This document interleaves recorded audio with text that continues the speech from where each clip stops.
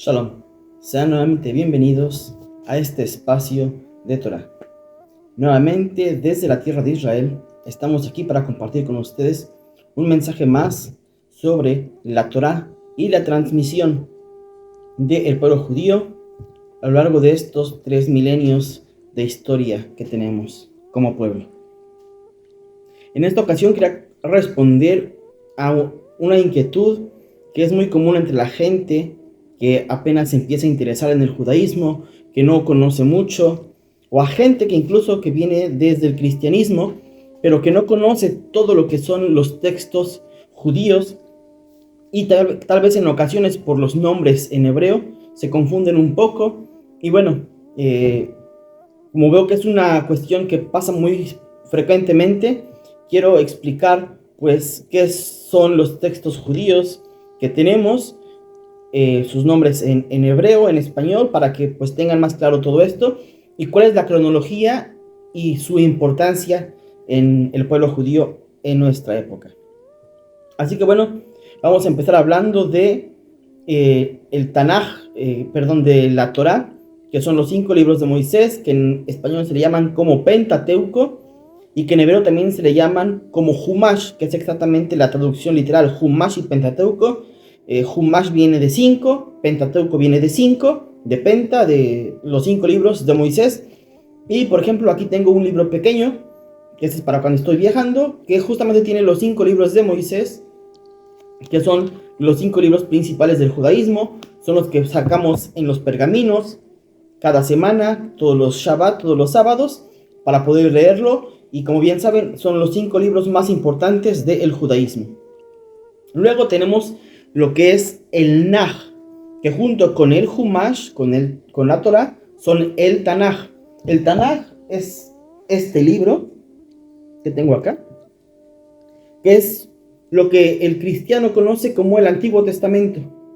Este libro ya tiene los 5 libros de Moisés, más todos los libros proféticos y los escritos, que en el judaísmo son 24 libros, pero es prácticamente lo que el cristiano evangélico conoce como Antiguo Testamento.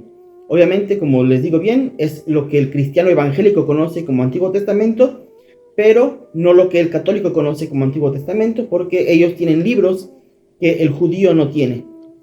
Y justamente esa diferencia entre el protestante y el católico viene porque cuando hace su revisión Martín Lutero, él se apoya en los libros del judío, en el Tanaj judío. Dice, ¿saben qué? Estos libros que añadieron los católicos los vamos a quitar nosotros, que es lo que yo tengo por ahí también en una clase como los libros apócrifos del judaísmo. Voy a dejar el enlace abajo, que son los libros que el cristiano rescató, libros históricos o anecdotarios que los sabios del Sanedrín, cuando compilaron el Tanaj, dijeron, ¿saben qué? Estos libros no son de inspiración profética, solamente dejamos en el Tanaj lo que el rabino o la corte rabínica de después de la construcción del segundo templo decidieron dejar como el libro básico del judaísmo. Esto es el Tanaj.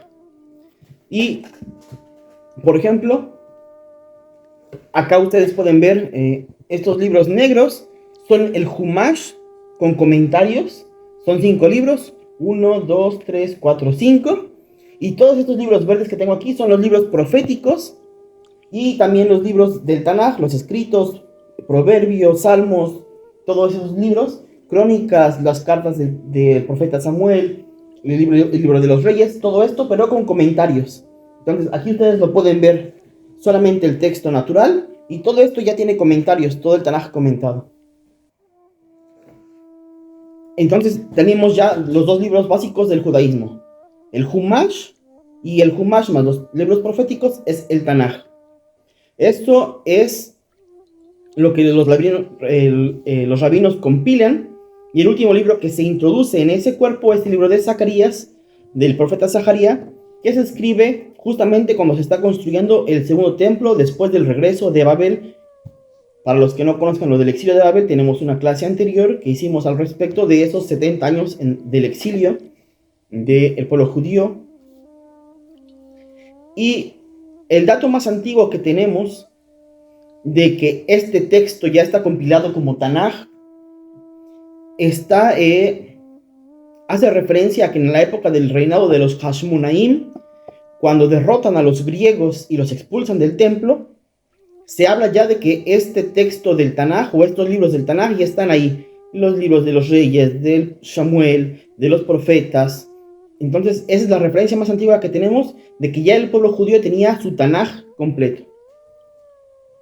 Después viene el segundo templo, la invasión romana, el gobierno romano, la destrucción del templo, y como he explicado en otras clases, los sabios temen que la sabiduría de la Torah oral del pueblo judío se pierda, y entonces Rabbi Yehuda Anasí, el príncipe, ve la necesidad de recopilar lo que llamamos Mishnayot, que es toda esa sabiduría condensada, así es como me gusta llamarlo a mí, condensada en pequeños proverbios, pequeños frases que le ayudan a los sabios de aquella época a poder generar toda la discusión que después va a venir. Y eso es lo que llamamos Mishnah. La Mishnah, por ejemplo, es este libro es la Mishnah, que en su época los sabios sabían de memoria, hoy nosotros lo tenemos en libros. Y por ejemplo, este libro de Mishnah, tengo acá dos. Aquí están prácticamente todas las Mishnayot, me falta uno más, que no tengo aquí. Aquí están todas las Mishnayot, que es la Torah oral del pueblo judío, que recopilan los sabios con Rabbi Yehuda Anasí, 200 años después de la era común, unos 150 años después de la destrucción del primer templo. Y después de estos libros, va a surgir lo que es el Talmud. El Talmud es esto que tengo acá arriba, no está completo, solamente tengo la mitad acá en grandes. Acá tengo otros pequeños. Y esto es el Talmud. Y todo ese Talmud está basado justamente en la discusión de las Mishnayot. Estas son las Mishnayot. Y la discusión de esto va a generar estos libros. Entonces, cuando ustedes escuchan del Talmud, el Talmud siempre va a traer referencias, obviamente, de las Mishnayot. Y cuando discuten los sabios, se van a basar en muchas ocasiones en los psukim que tenemos en la Torah, en el Humash y en los libros de los profetas. Entonces,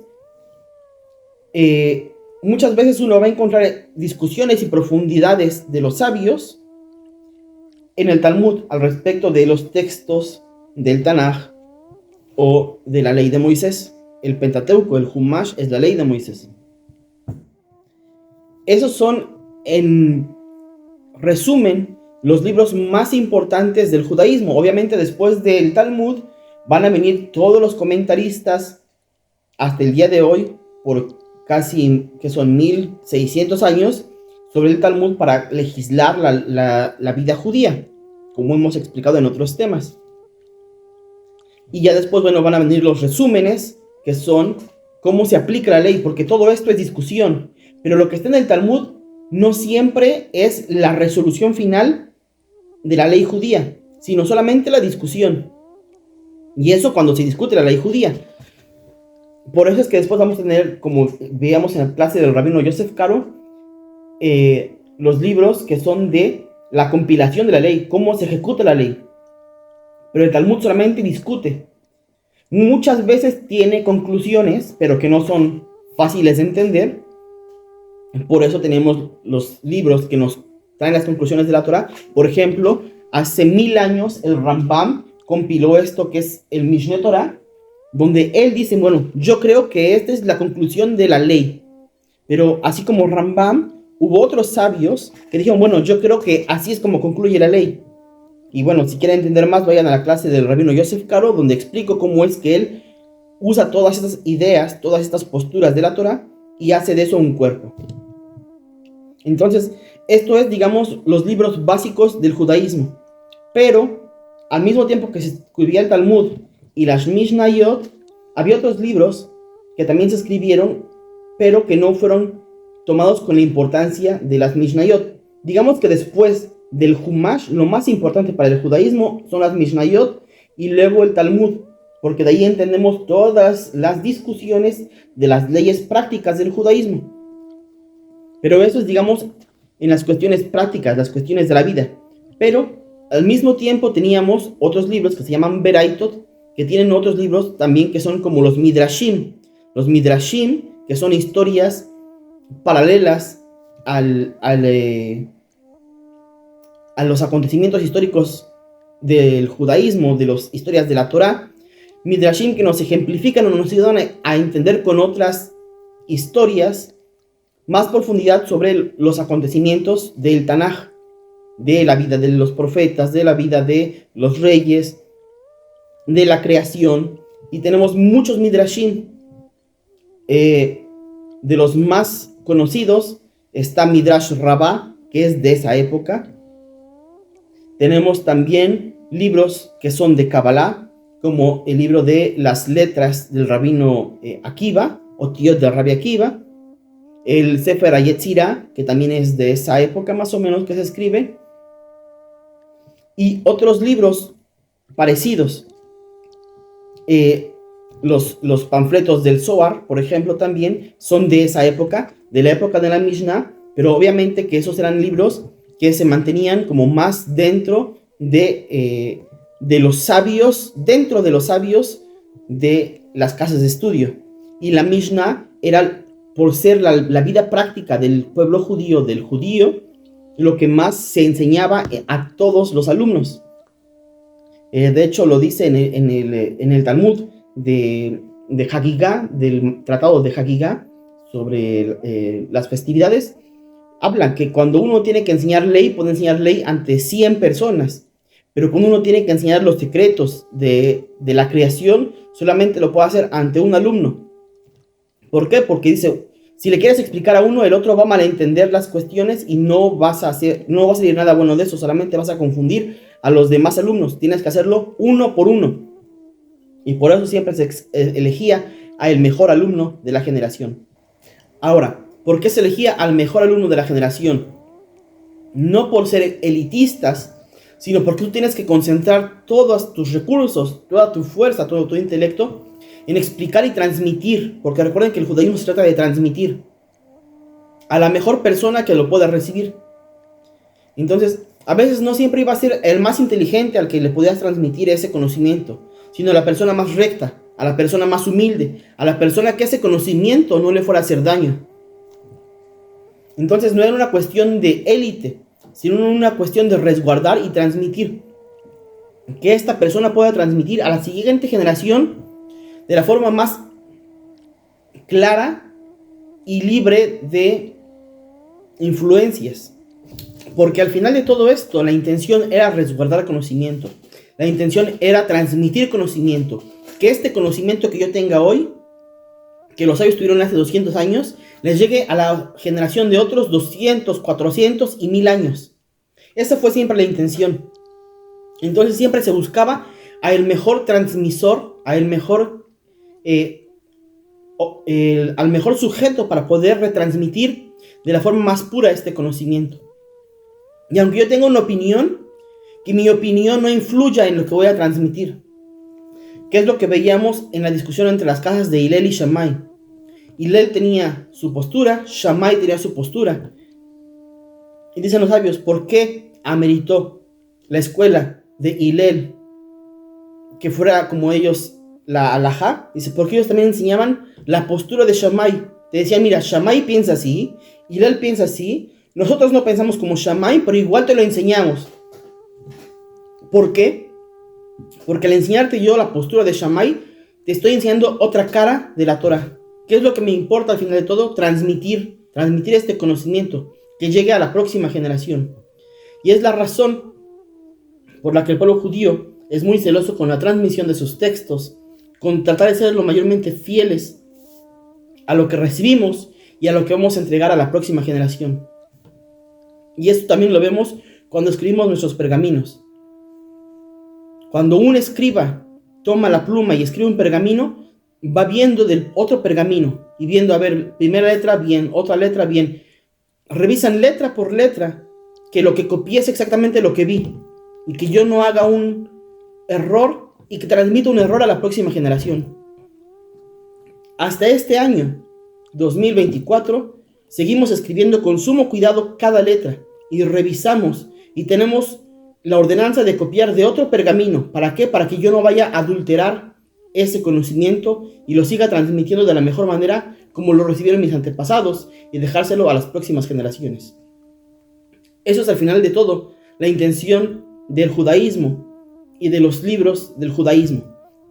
Que nosotros podamos transmitir de la manera más pura ese conocimiento, que como psicólogo les puedo decir que a veces es muy improbable que algo no podamos dejar de nuestros sentimientos, de nuestra forma de ver en lo que vamos a enseñar a la próxima generación.